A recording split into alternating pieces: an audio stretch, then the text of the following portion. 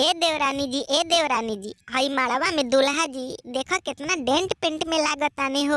हाँ ए जेठानी जी, हाँ ए जेठानी जी, माड़वा में तनी समधी या दुल्हा भसुर के तनी खूब नीमन नीमन गाड़ी सुनावा हो जेठानी जी। बिना तेल के जहजिया उड़ा दिहले बा धक्का पेल के हो, बिना तेल के जहजिया उड़ा दिहले बा धक्का पेल के। अरे दुल्हा के दीदिया दल फकेली दल मोट फकेली, अरे बोतल के बोतल शराब पिएली नसावे में जवानी बर्बाद करेली नसावे में, ओ नसावे में जवानी बर्बाद करेली नसावे में। अरे भसुर के दीदिया ना पढ़े में तेज न पढ़ावे में तेज, खाली 10 गो लइका पटावे में तेज, बिना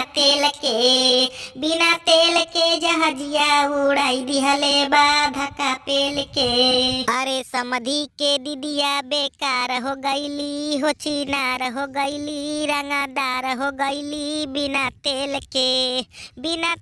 के जहजिया उड़ाई दिहले बा धक्का पेल के, ओ बिना तेल के जहजिया उड़ाई दिहले बा धक्का पेल के।